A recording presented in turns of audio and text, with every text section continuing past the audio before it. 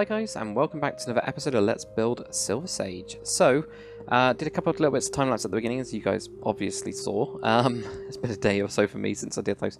And I want to go through and talk for you guys, because I know some people like the time lapses, some people don't like the time lapses, and for those people that don't like the time lapses, I want to try and make explain what I'm doing, or I have done on those time lapses, so that you guys can get the same ideas, because I know that that's kind of like one major part. So hopefully this works, because it does save a huge amount of time, probably about an hour and 40 minutes, because I think it took me about an hour to the beach and about 40 minutes for the bloody field. So it took quite a long time, but if it's in a couple minutes in footage and I explain it, hopefully that helps. So that's what I'm going to do today, as well as we might start on something. Well, I think we're going to start on something next episode.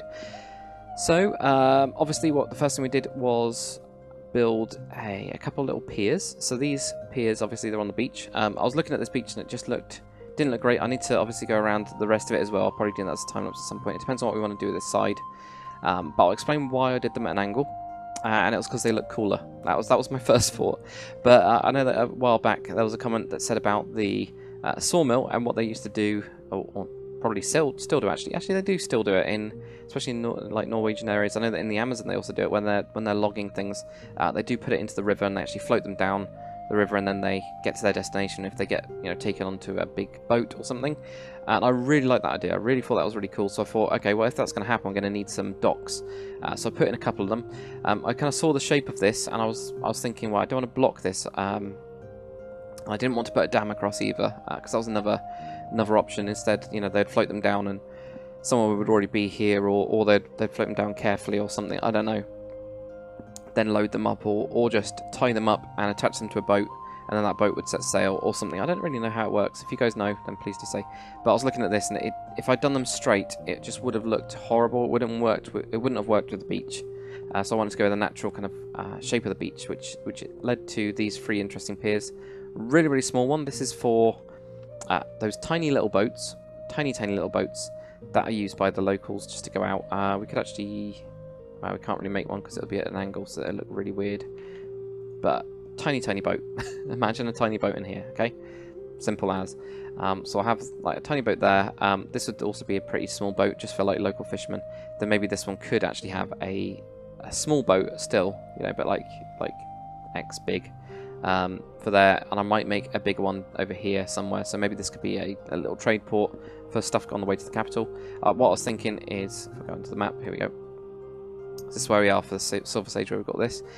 Any wood that gets chopped down, because I'm going to expand the wood forest into this area here.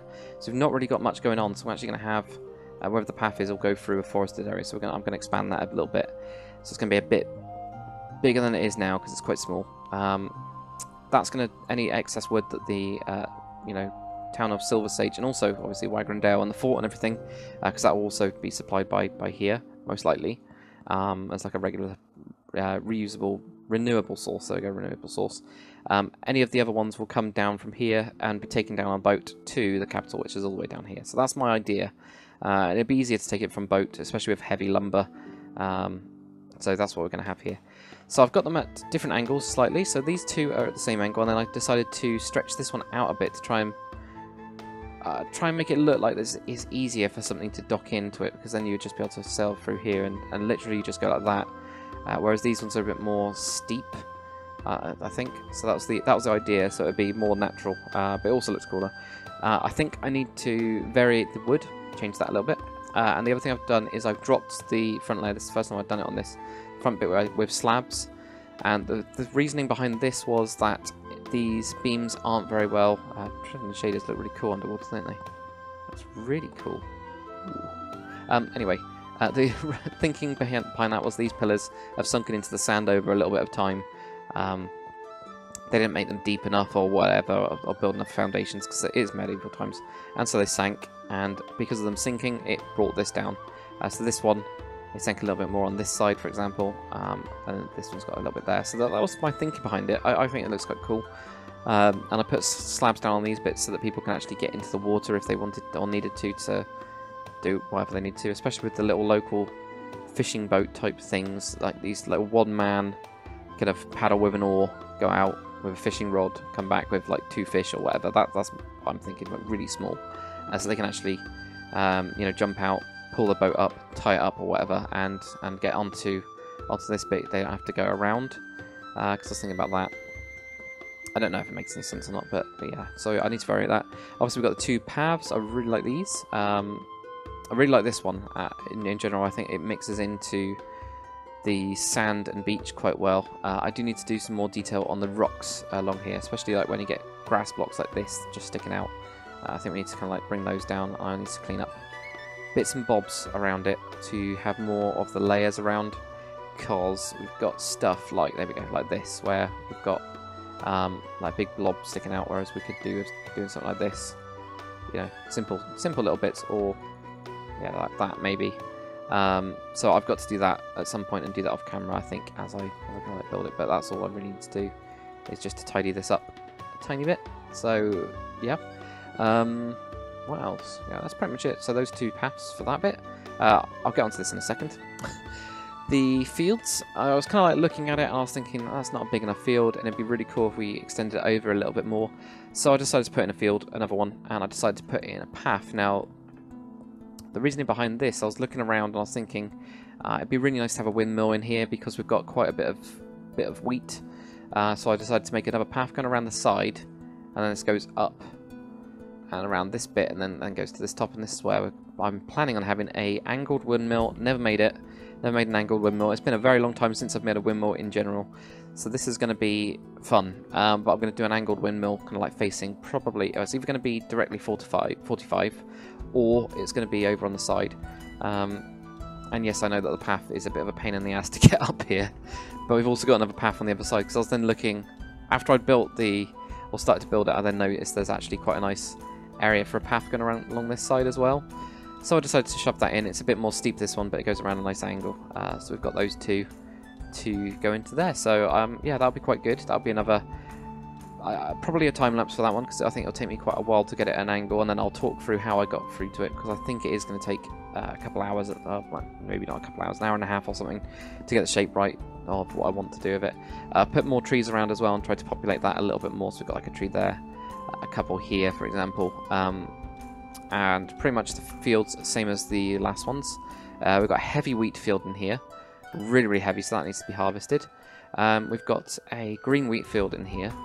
I say it's green wheat. I did notice that this texture appeared, this green one. I don't know if it's actually appeared or I just never saw it before. So I've got like a couple brushes for these now. And I also put in some turnips as well. Turned out that thyme and turnips make a really good brush for a turnip field. So I was really happy with that. That's what I've gone for. I think it looks kind of cool. But what I do need to do is have some fields where they haven't got any wheat. I need to have them all bundled up, and I need to have some which are just about growing, so like all completely empty. I've just got to do that. I don't know if I need to. I might like convert this field, for example, to it, because at the minute it doesn't look great. Or if we get rid of the corn and actually do that, and we have mostly wheat for this kind of like, you know, that's what they do. They can like specialize in wheat production for bread and things like that. So I don't know, but I quite like it. I quite like the little paths that we got going up. That'll be good when we get into that. So yeah, I think next episode we're going to get on to starting on the Silversage mine. That's going to be quite interesting. But one of the things that I did, so here we go, on to comment time. So comments I'm going to redo in my video, well, not redo in my videos, I'm going to change the format in my videos. I'll grab the ones that I want to mention in each video, so I'll read the last set of comments, and then grab a couple of those and actually read them, and any actions that I've done from it. So Triliton actually said the barn is looking good, but he doesn't know about the Tudor. It looks too clean and rich for a barn, but he does love Tudor himself. I also love Tudor. I think it's an absolutely awesome style. But is this a very important rich barn? However, looks cute, and the contrast is really good, as well as the white Tudor blocks. Adding in dirty white blocks was clever. It looks more patched up now. So I actually was looking at this exactly the same way as Triliton said. Like after he posted that comment, I went, actually, it just looks too clean. So I actually had a quick look. I didn't realise, like, I think this is because of me, you know, not using not using Conquest enough, like the mod. I knew that they had like bricks and stuff, but I didn't know they had wattle, and they also had mud Tudor as well, because I was only used to the, you know, the dark Tudor, that kind of like yellowish one, and also the white one. And I noticed that there was this mud one, the wattle one.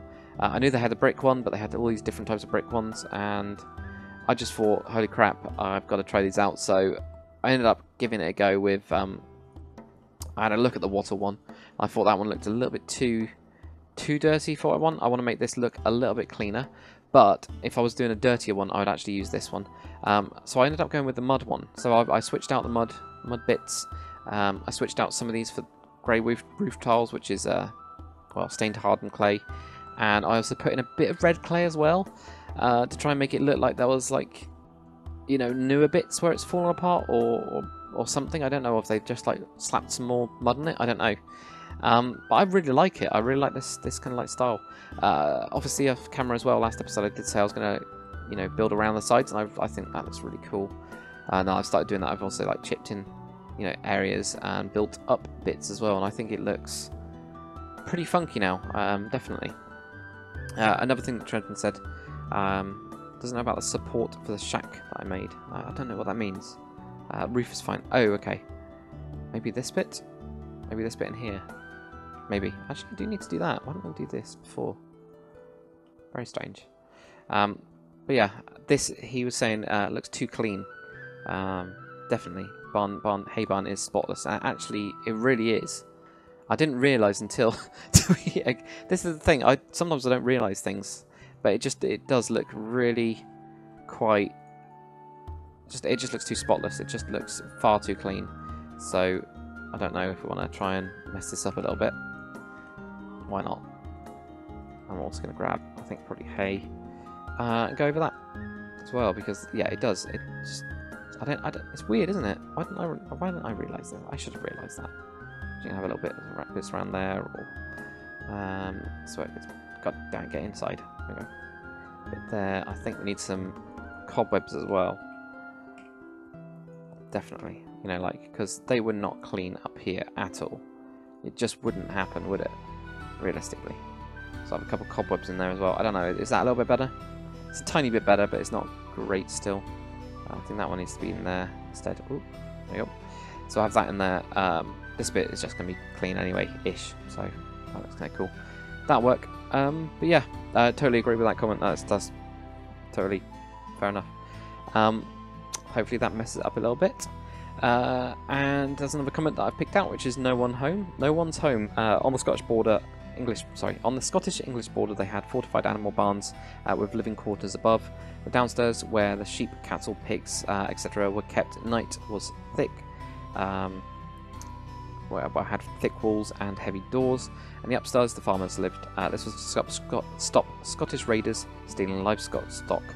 And added a bonus of the animals providing heat that travelled up to the living quarters. So I really like that idea. So I'm actually going to take that.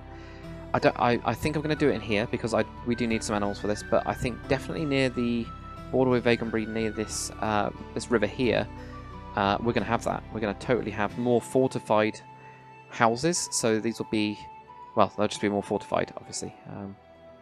Less wood and stuff. But in general, I'm going to use this kind of like house style. This is bigger, so most of them are going to be single floor for down here.